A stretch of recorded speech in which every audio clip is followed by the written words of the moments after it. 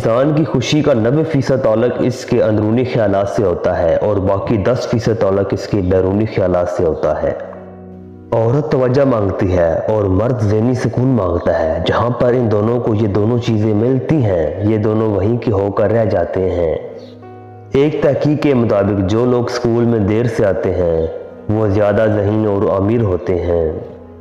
اگر کوئی آپ سے 100% آنکھ ملاتا ہے تو وہ آپ کو دھمکی دے رہا ہوتا ہے۔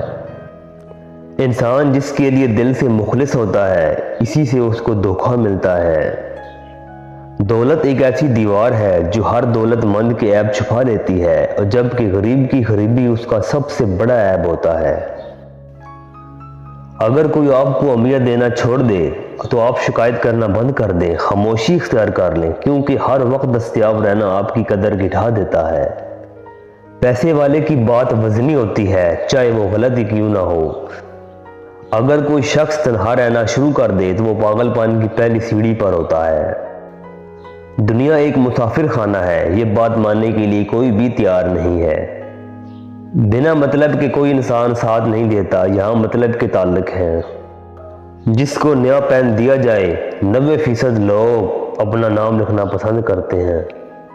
اگر آپ سفر کے دوران کھڑکی والی سیٹ کا انتخاب کرتے ہیں تو عین ممکن ہے کہ آپ سفر کے دوران اکیلا اور تنہا رہنا پسند کرتے ہیں۔ اگر کوئی شخص آہستہ آہستہ اور دھیرے آواز میں بات کرتا ہے تو اس کا مطلب ہے کہ وہ لوگوں کے ساتھ زیادہ بات کرنے میں دلچسپی نہیں رکھتا۔